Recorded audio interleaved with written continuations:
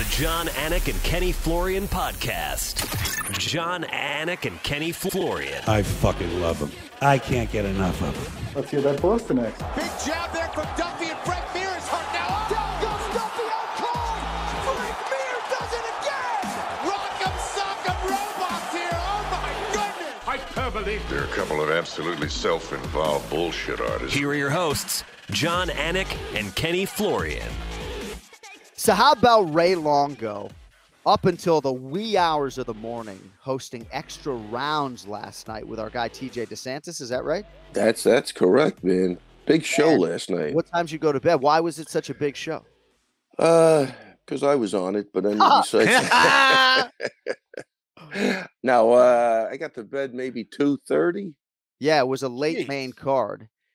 Yeah. So, well, we want to get into it with you a little bit, and I know obviously you have a birthday coming up, and we have Steve's professional debut. By the way, our producer Cody Merrow, 29 years old today.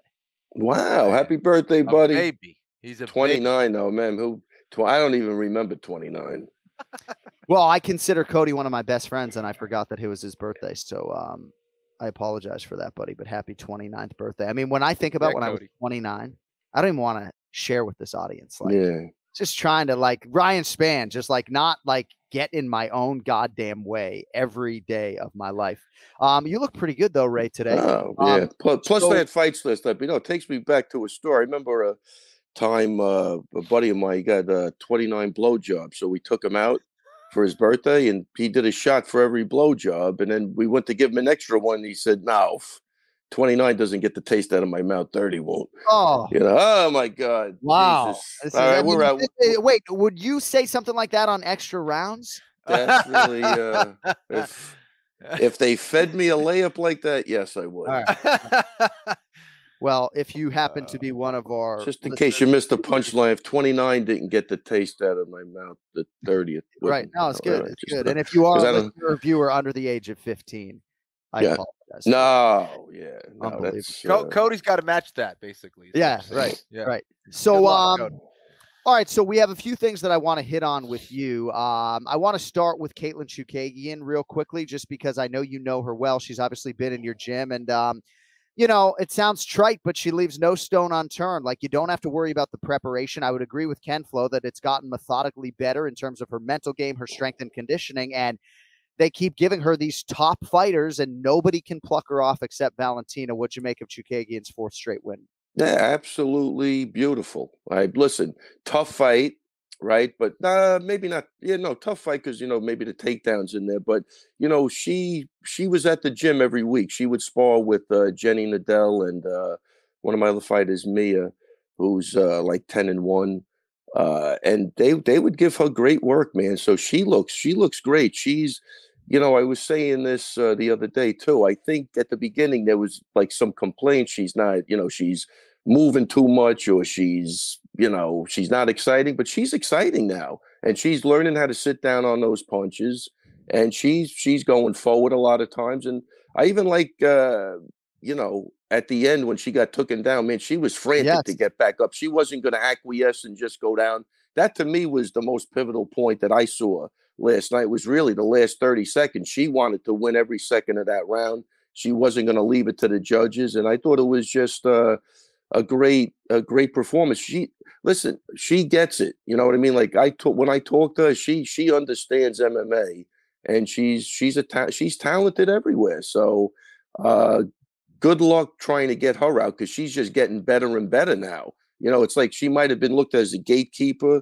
right? But it's not going to go down like that. Unfortunately, the Valentina, there's another level, at the end of the rainbow. But everybody else, and look, nobody's getting to Valentina, but I think she deserves another shot at that, because she's a different fighter mentally than where she was the first time. Can you imagine what Ketlen Vieira's bank account could look like if Valentina Shevchenko ceased to exist? I mean, it's nuts to think about the possibilities. And I have to say to you guys, and I want to know if you guys agree with this or not, and maybe I'm just reaching here, but I kept finding myself watching this fight thinking about Carla Esparza and Rose Namajunas, and thinking Chookagian in her head is like, there's no fucking way I'm producing a stinker tonight. I know at times maybe people have cast some criticism at Chookagian Ray for her fighting style not being all that pleasing. Right. Obviously, she wins a lot of decisions, but I don't know. I just felt like after what we saw a week ago, these women made a concerted effort, especially Chookagian, to just entertain and go balls to the wall. Am I reaching?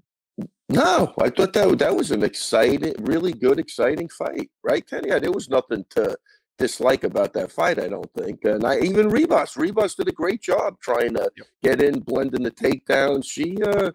That was a really well fought MMA fight.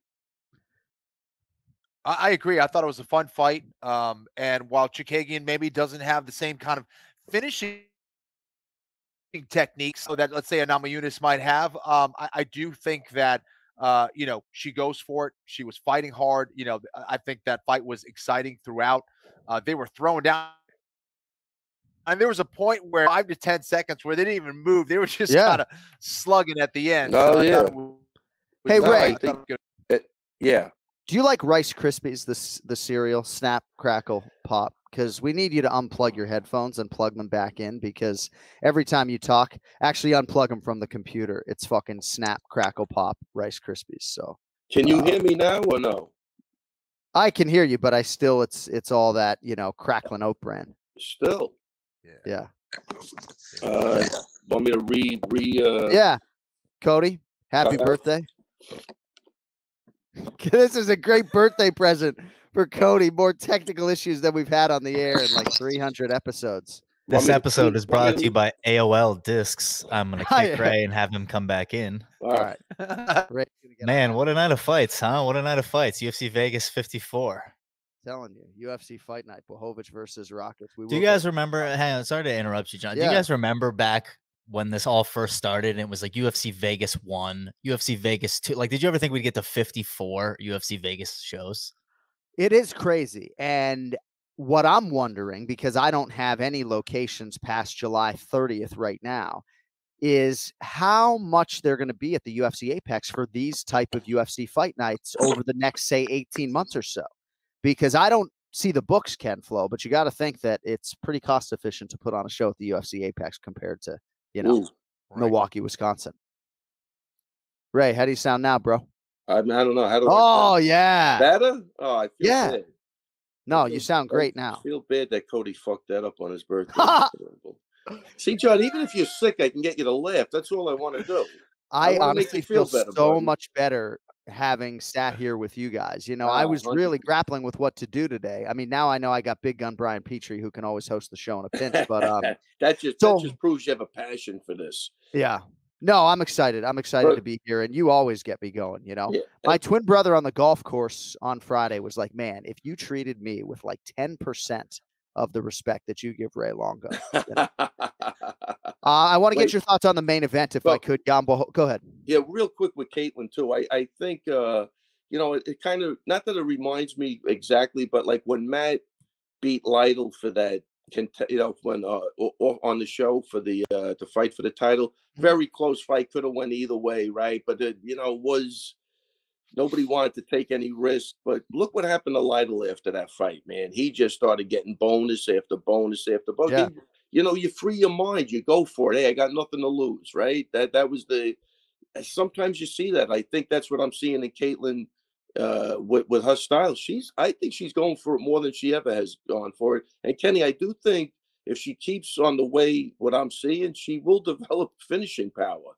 I agree. Because she's got it. I see it. So.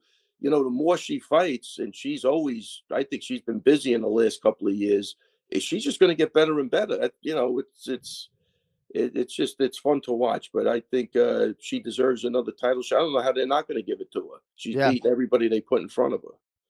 Well, we'll see how competitive Tyler Santos is against Valentina Shevchenko. A lot of people are more excited about her, Santos, as challenger than they have been about most of the recent title challengers for Valentina. I guess Jessica Andrade notwithstanding.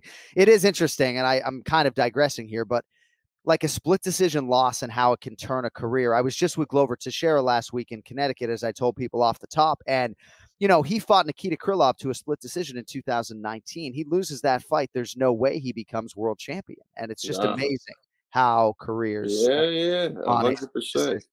What'd you make of Jan Blachowicz and Aleksandar Rakic for as long as the main event lasted? Ultimately, it's Blachowicz by TKO due to injury there in round number 3. I thought Jan had a great first round. He got held down on the second round, and not much damage. And then, unfortunately, the guy's knee gave out. But I do believe that was from Jan was checking a lot of those low kicks, and those are big guys clanking shins. And I think that was a result of that, unless he came into that fight with that injury. That's the only thing I could think of. He did say there was something 3 weeks ago, but obviously that compounded things, Well, I mean, if that was the case, he shouldn't have been whipping those low kicks after he got checked the first time, because he got at least 4 or 5 kicks checked, right? Am I wrong on that? No. So that's not a picnic for anybody. The guy checking or the guy getting kicked. So those are 2 big guys, big bone guys. So, nobody likes to see that shit go down. But I think Jan was looking good, and I'm really happy. He mentioned that he brought in a girl that I know really well, Daria, and she's a tremendous. She was a great fighter, and she's a tremendous sports psychologist now. Right. He shouted her out, and I was so excited for her because she's been in the gym many, many times, and there was times she was going over stuff with me and Weidman that I thought was fantastic. She's on the cutting edge of some really cool stuff. So I'm glad to see that he even shouted her out and said, "Look, I got injured, but Daria kept me in this fight." So big shout out to her. I'm super, super happy. She's such a sweetheart, and she's got such a way of speaking that I don't care what the situation is, she'll calm you down in a heartbeat. She's just very, very mellow and intelligent. So big shout out to Daria. That's interesting. I had no idea about that connection. How many of your elite fighters have employed a sports psychologist, Ray, over the years? They're not many. Yeah. Not many. She was in the gym, so she went over stuff with us. Not that she was working with Chris, but she, spent like a day with us with a lot of different drills that I thought really made a lot of sense. And it was good stuff. She definitely got a program out too that I can't even think, but it's she's gonna kill me, man. I don't know it, but you go to her website and you'll find it. It's really, really good. We'll have to reach far and wide. That's a pretty good plug out of you, but we'll see. She's on the money. She's definitely. I've loved to teach classes where Quinta's in there, Aljo's been in there. Just you can't dislike it. She's just got a great personality for that. So I wonder if she was in Poland with Jan. Well, she's Polish, so I'm going to say she was. There you go. Do you see all those Polish people at the UFC Apex last night? My goodness. Wow. Man, they packed a lot of people in that Apex. They did. All right. So coming up on May 20th, I believe, it is the professional debut for Steve Lee. You got some other guys fighting. Is that correct? Oh, yeah. What? Yeah. Do you want to do extra rounds again? Do you have more? No. Look, you know what it is? Last night we had fights too. So, I mean, all right. So let's talk about your fights last night. To home to doing the show, but last night we had Matt Serra's wife fighting for the second time. Man, Serra, I got to give her a big shout out, man. What a warrior. It's like first 2 rounds were a total slugfest, and man, she hung in there. She got a unanimous decision, 30-27. So the Terror was happy. Mrs. Terror was happy. That's amazing. All the little Terrors were happy. I were was all the girls there to watch? A terrible night, but it was actually a great night. But were all the girls there to watch their mom? Yeah, of course they were. Yeah, he's got a great family. So it was a big night out, and shout out to Carol Phoebus, who trains her at Matt's gym. So it was a good night. And we also had Jacob Martin make his amateur debut. He crushed it with a 3rd round knockout. Used to wrestle at Hofstra. Another great kid. And that was it. We had, I think we went 3-1. I think Zach Lowe knocked his guy out in the first round, and Dell, I think, lost. But I got to check in on that.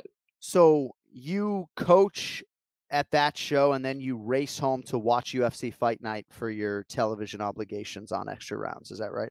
Well, that night I was actually a spectator because other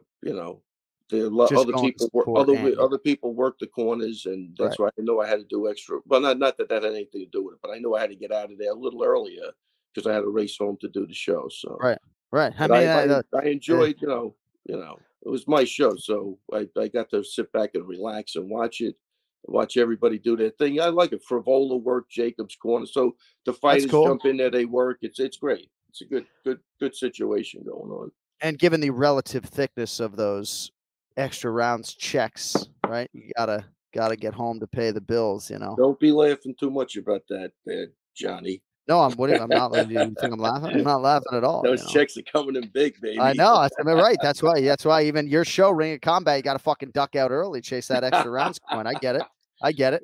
All right. So Steve Lee has been a longtime staple of your gym. He has been a huge supporter of the Anik and Florian podcast, and he's probably going to be humbled or bashful that I'm putting him over like this. But, I've sort of followed his amateur career, obviously, and now here he is making his pro debut. What are your thoughts on our guy Steve Lee stepping in there officially for the first time here in a few days? Yeah, you're right, man. Listen, at this point, without Steve Lee, there's probably no gym.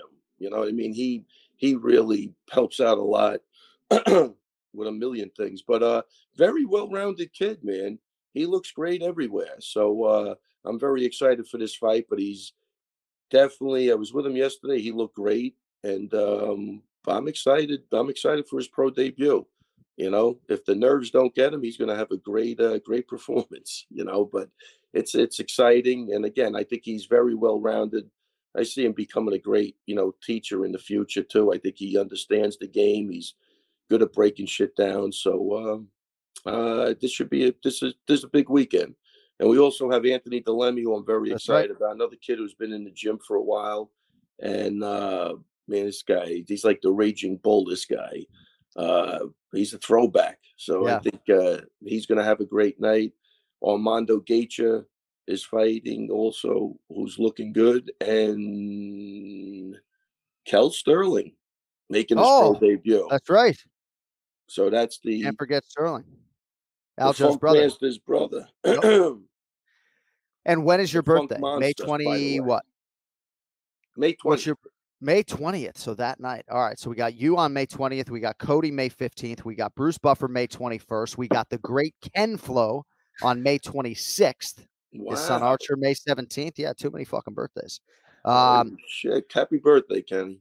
Thank you. You too, man. All right, brother. We appreciate your time as always. And I'm actually, when we get off the air, I think I'm going to go listen to extra rounds because I don't want to miss it, Well, you know what, John? I think it'll really uplift you a little bit. Yeah, I think so too. What do they call that? The hair of the dog that bit you, something like that. Yep. Well, yeah. Have a couple of drinks, listen to the show. Yeah, a couple of Modelo's. Hey, you know what else? I didn't mention last week. I went to see Brian Callen in New Jersey do his stand-up act. Man, that guy what an awesome guy. And man, Kenny, nonstop laughing straight through. Callen's hilarious. Really just his stand-up is really good, man. His mannerisms, obviously he relates to the MMA community a lot, but if anybody has a chance, really go see him. And, I got to say it was a little weird because deep down, I was actually hoping somebody would attack him so that we could actually beat the crap out of somebody with immunity, Kenny. I was like, you know what? It'd be the wrong crowd. Yeah.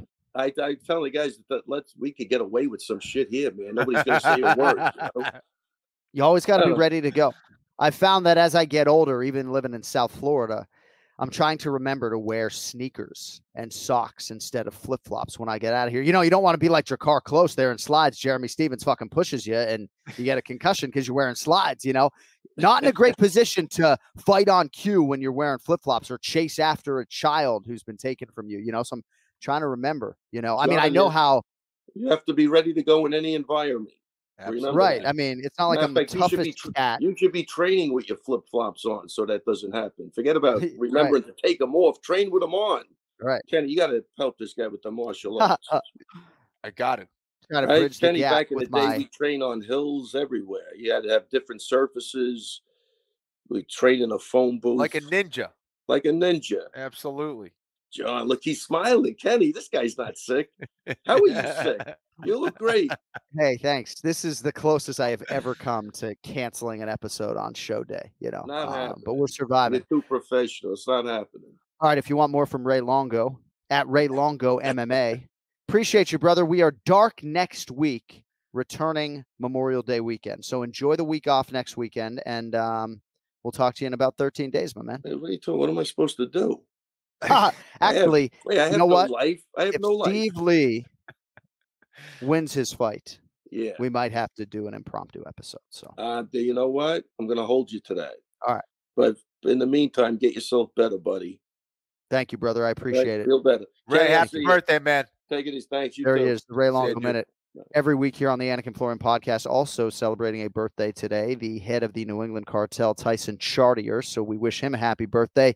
Happy birthday, Cody. Stolat, as they say in Poland. Sorry for the oversight. No, it's going great over here. It's actually funny you were talking about always being ready. I actually, on Kenny's advice, I wear my gi when I go to the grocery store. Just in case anyone's trying to try me, try to cut me in line. I don't care if you're 80 years old. I'll put you in an omoplata. Have you trained in the gi, Cody? Once or twice. I mean, I'm a no-gi kind of guy. You get to be ready for a real situation. Right. Although Kenny would probably argue that the gi is a more realistic. No gi. Is it something no where guy. seasonality should come into play? Where like come October, because there's jackets on and stuff. You got to start being prepared for those. X-choke the leather jacket. Yeah. Right. John's like, I have the mats are in my garage. I have no idea what you're talking about. I got a Florian Martial Arts Center rash guard, though. There you go. Fucking training that. Shout out. It is. Yeah, shout out. Free plug. Newport Mixed Martial Arts for the town of 5,000 people. Newport, New Hampshire just opened up this week. BJJ school right in the middle of Newport. All right. Pronunciation of the week time, folks. This man has realized success in the light heavyweight division, but he's moving up to heavyweight to face New England's Paca Porter this Saturday at UFC Fight Night. Cody MERRROW, the birthday boy.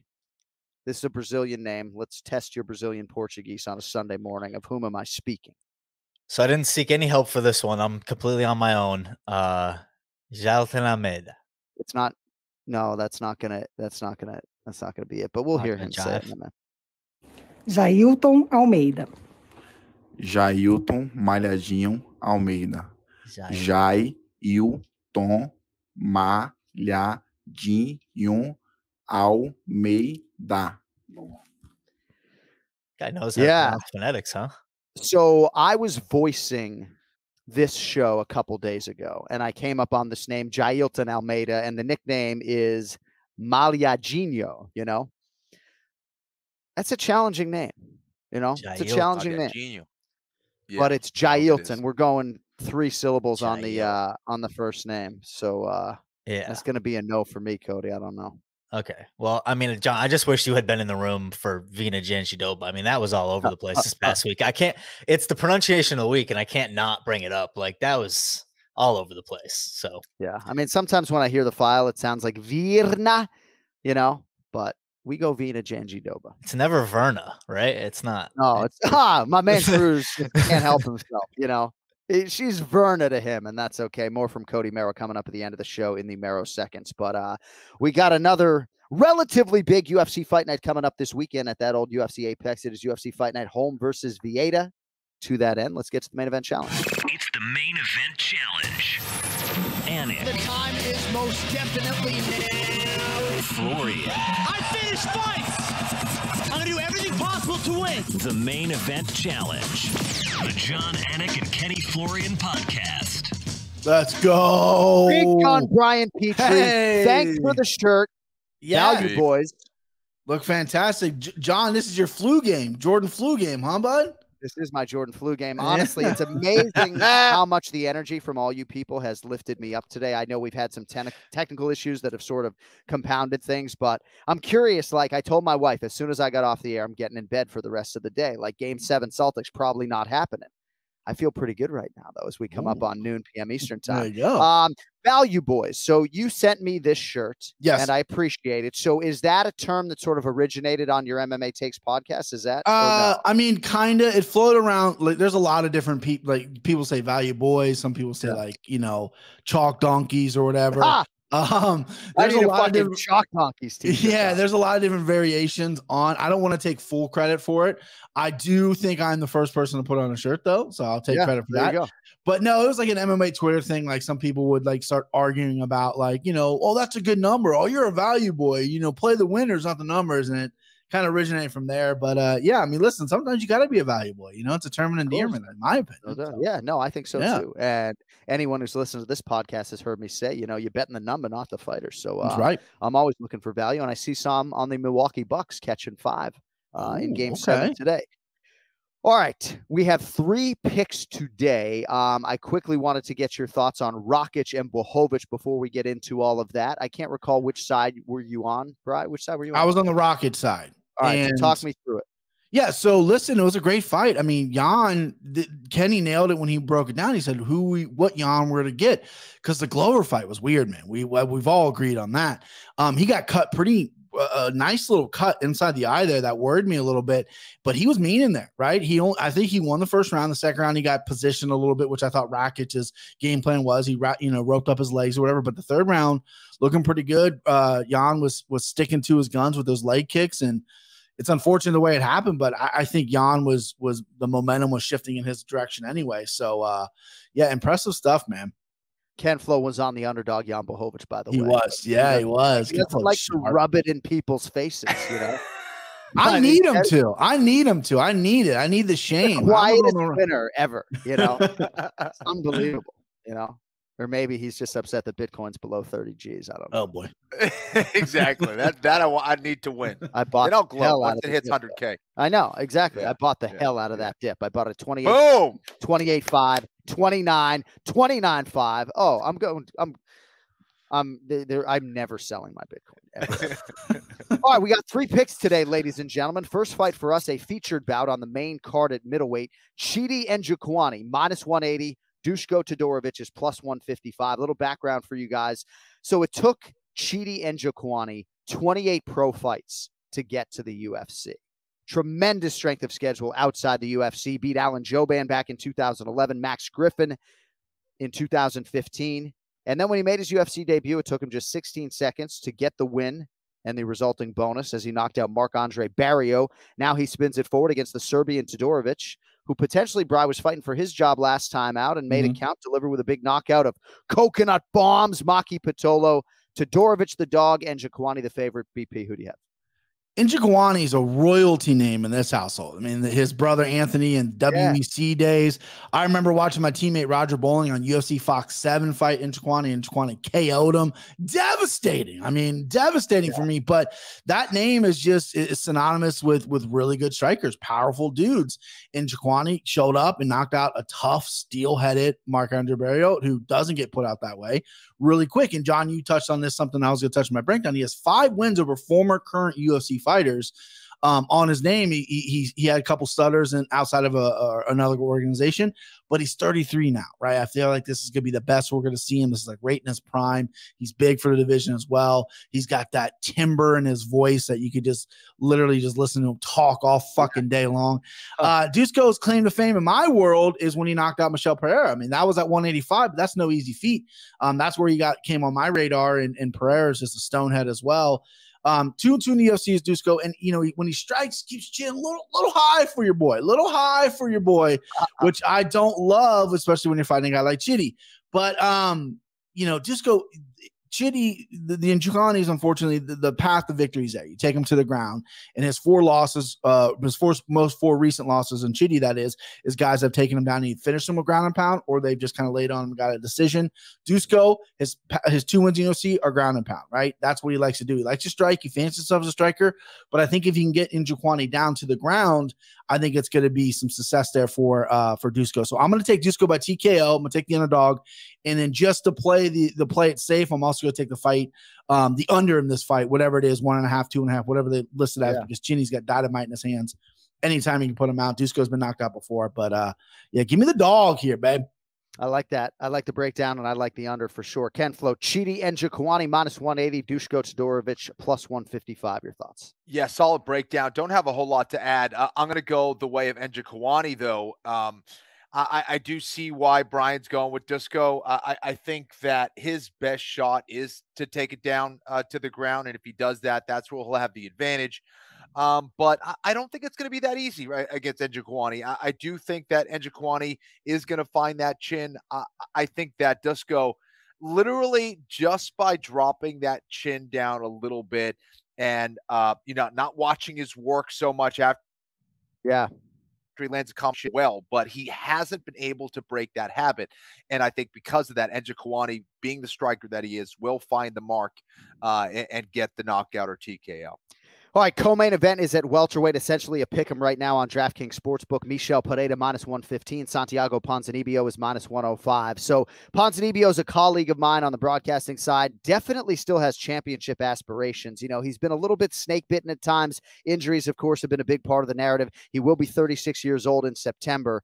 And here fighting Bry, at the very least, to preserve his ranking after that split decision loss to Jeff Neal back in December. He still finds himself number 14 in the world. And on the other side, Pereira has won 4 in a row, last 3 by decision to vault into contention, so to speak. Your thoughts on Pereira trying to get by the Ponzi scheme here Saturday in Vegas? Like that. Woo! Thank you, Mick. Thank you, Sean. This is a fucking banger of a fight. It is. Ponzi's lost a lot of steam because of injuries, right? But he's since returning from injuries, he's 1-2. Pereira's Mr. Flash. 5-2 in the UFC and should be 6-1 minus the Diego knee. But luckily for Diego, he had the Cobra Kai in his corner. Excuse me, Josh Fabian in his corner. That fucking lunatic. So he got the win. You know, he said I couldn't see it, whatever. But I can't imagine what it took for Ponzi to come back from his injury. I mean, listen, he had some kind of I don't even know what he had, but for the mental to come back, get dropped by Leach, right? Leach catches you, whatever. And then for Baeza to kick your calf off. I mean, his calf was gone. Instead of checking, instead of going, no, let's take this ground, he's like, I'm going to keep fucking going forward. Fuck it. I got another calf, whatever.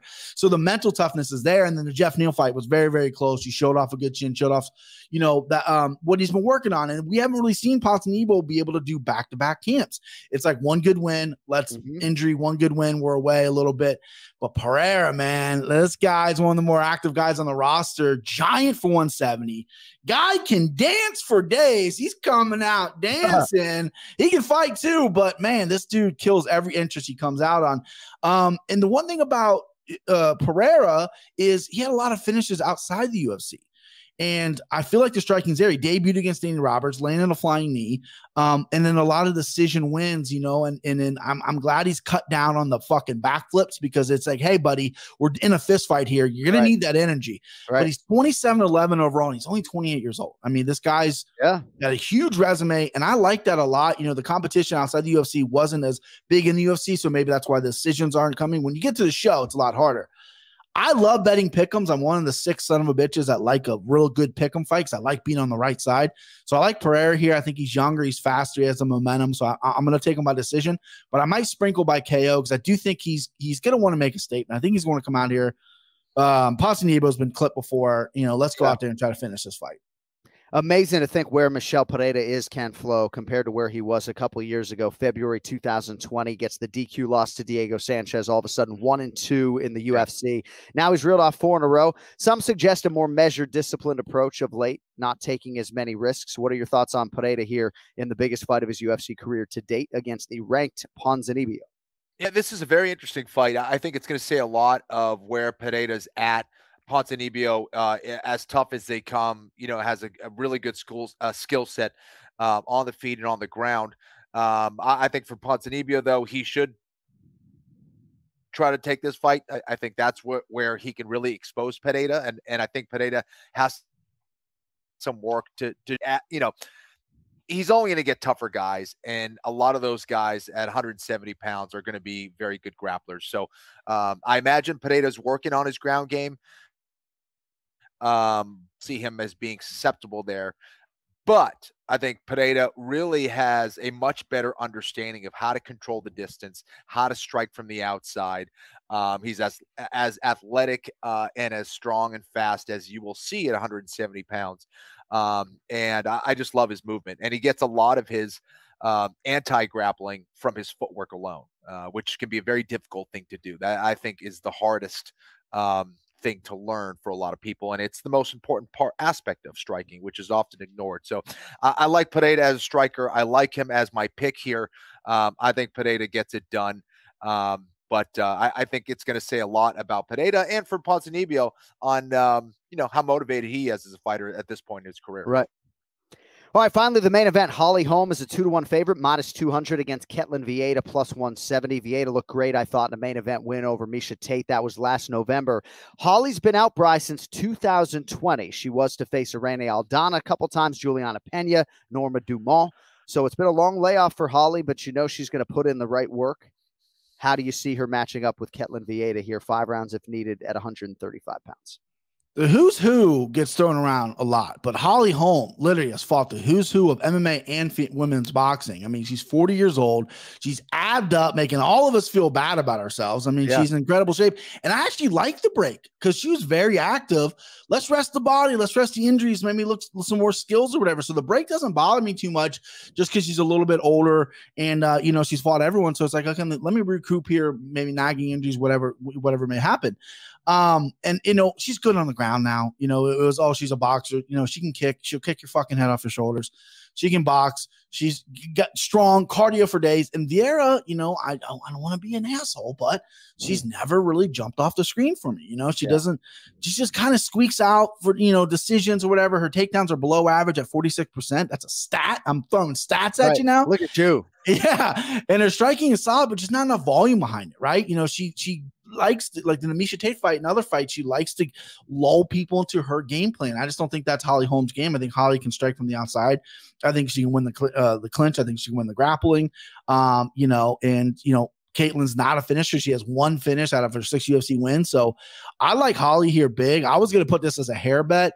I feel kind of cheap going hair bet with a 2-1 favorite. Yeah. I think maybe I should do it a little bit, maybe a pick 'em odds, but I'm very big on Holly here. I like her by decision. All right, Petrie convicted on the Holly Holm side. Ken-Flo, your thoughts on the main event? Yeah, I think Ketlen can win this fight, but I think it's going to be difficult. And I think her best bet is to try to get Holly up against the cage, hit some takedowns, and even there, decent grounded pound, has some submissions there, but I don't see her getting a submission or really getting Holly in a terrible position where she can finish this one by TKO. I do think Holly's going to be able to use her footwork, score from the outside, stick and move, avoid those takedown attempts, and just use her overall experience to get the win here. So I like what I saw from here in her last fight against Aldana. I think she's showing somebody's getting more comfortable in the cage. I've been looking for Holly to kind of let go of having all that pressure that she brings in with her to the cage. And I'm starting to see that, and she's been fighting a long time. So it sounds funny to say, but she is getting more comfortable in there, in my opinion, and showing improvements and continues to work very hard in the gym. And I like Holly here as well. Yeah, I do believe that she is showing the best version of herself of late. I know it's been a while, but I do believe, like you do, that she's getting better. All right, Brad, before we let you go, our Anik and Florian podcast poll question this week: more likely to win their fight as an underdog coming up this weekend, Chase Hooper at +135 against Felipe Coladas, or Eric Anders, who is +165 against Junyong Park? Just using this as a way to kind of hit on these 2 fights before I let you fly. Any value for you on Chase Hooper or Eric Anders? We had 15% of our audience. No, that's not right. We had 51.3% of our audience likes Chase Hooper +135, 35.7% like Eric Anders, and then the remaining 13% said, give me both favorites, chalk. So do you like Hooper or Anders in the role of underdog this weekend? Your boy Eric Anders. I do like, and I'm going to pick him and I'm going to play him. Listen, Eric Anders, he only struggles with guys who are elite at what they do. He switched camps. He got subbed early by Muniz. I know he's fucking pissed off by that. He's a competitor. The guy played for Alabama, for Christ's sakes. He's mad. He's like, I switched his camp. I changed my whole life around. I'm going to get sub. Muniz is special on the ground, though. So I like Anders on the feet. The Iron Turtle, which is one of the best nicknames ever. chin for weeks. But Anders, if he looks like what he did against Darian Stewart, sharp, crisp boxing, that tricky southpaw, I think Anders can mix it up well as well. I think he can land takedowns on the Iron Turtle, who I don't think is a killer. He's not a killer anyway. That's where Anders struggles with killers. Like Khalil Roundtree's a killer. Andre Muniz is a killer on the ground. The Iron Turtle's not, so I like him to win here. I like him to win probably by decision because the Turtle's not going to get finished here. And the Chase Hooper, I'll touch on that a little bit. I know the audience likes Chase Hooper. He's bigger than Corrales. I think he might be a little outgunned. Corrales has never been lost by submission. I think that's the only way Chase wins. Chase is much bigger than him. But unless his striking defense and his wrestling is greatly improved, which it could be, he's 22 years old, right? I don't like that spot for him, but who knows? I mean, he could catch a submission. That's a good Hail Mary play. Chase Hooper by submission is going to have a nice little plus number on it. Yeah, no, that'll be a big number. And it's amazing that Chase Hooper's still just 22, still the 4th youngest fighter on this UFC roster, top to bottom. All right, good stuff. If you want more from Brian Petrie, you can find him on the MMA Takes podcast. The Twitter handle is at Brian Petrie MMA. My brother, have a good week. We'll talk to you less than 6 days. I love it. See you, boys. All right, so I've felt pretty good over the course of the last 75 minutes, Cody. I'm not feeling great right now, so it's your birthday. I want to get to the MERRROW seconds, but I'm starting to perspire a little bit, so make it for quick. Charity, I guess. For charity. I mean, so a little quick story about my Twitter handle. I mean, mine's Cody_MMA, even though my Instagram's Cody MERRROW. But the guy who has the regular Cody one, _MERRROW, not _MMA. Right. But I'm saying. So the guy that has that Twitter hasn't used Twitter since 2013. He works at AT&T in Arizona. Like, I'm tempted to just go out there and be like, yo, like, do I get to sign up for a phone plan to get you to change this? Like, what's up? You're going to go all the way there. I like that. Or Elon. Elon might honestly do it for me. Like, if I can get a response out of him, which I did get Max Holloway to share the Hawaiian kickboxer video. He did. So I was on Max Holloway's story for my birthday too. So boom, your boy's having a great time, and also might be at International Fight Week to see Max Holloway. Wow. Yeah. Not exactly breaking news, but news. Yeah. And I wish I could be at Steve Lee's fight, but I'll probably be at CFFC. So, Steve, come on, go Steve. Go Steve Lee. MERRROW seconds. I'm just got 2 notes for you from the last card. And 1 note on me, I lost $100 gambling yesterday because of the Maple Leafs. So thanks a lot, Canada. Dude, I lost my shirt on the Maple Leafs. I thought they were going to find a way. I still believe that they're too good a team to lose in the first round. And I know we do have a good segment of fans who listen to us from Toronto and Canada. I'm sorry to the Maple Leafs. I don't even know what to say. That organization is just so snake bitten, At home too. Rough. I know. You love to see it happen, the Maple Leafs, though. So number 1, Jan Blachowicz, we've talked about this before, making his case to be in the UFC Hall of Fame. I mean, just keeps doing it. 9th all time in light heavyweight wins, 7th all time. 9th all time light heavyweight fights, 7th all time light heavyweight wins. Glover number 2, John Jones number 1, of course. 8th all time in knockdowns in the light heavyweight division, which is the most storied division in all the UFC. And 4th and 6th strikes all time. So Jan just making his case there with some numbers. Ken-Flo, Jan's not a Hall of Famer for me. And I obviously like having these conversations. I know I'm married into a Polish family. I just am not sure that he's there yet. And again, it's essentially a one-man voting body in theory with UFC President Dana White. It's not like there is some hard and fast criteria. But, Blachowicz won the belt, defended it. I mean, Kenny, do you see him as a modern era UFC Hall of Famer right now based upon the body of work? Probably not. It's tough, right? Because here's a guy who's a world champ, and I think that alone is kind of worthy, right? But how do you? I don't know. I think you win an undisputed. Is every undisputed UFC champion going to be a Hall of Famer? I just don't know. Right. It's tough. Yeah, I think having those memorable performances, those things that people kind of remember and get excited about, and those classic fights and classic wins that are very memorable, I think plays a huge part, and I'm not sure Jan is there in that regard. I mean, the Luke Rockhold win was huge. Obviously, you couldn't have done it any better in terms of winning the belt against Dominic Reyes. Did take Israel Adesanya's but there was nothing classic about that fight. It's interesting, Cody. I mean, I do think it stands to reason that when all is said and done, if he can become a 2-time champion for sure, he's a little short for me right now, but I love you, Jan. Well, and you almost wonder if there should someday be an international wing of the UFC Hall of Fame, like, you know, for people that have done more for the sport in a certain area, but maybe, you know, not the most successful, you know, fighter. Just an interesting thought. Yeah.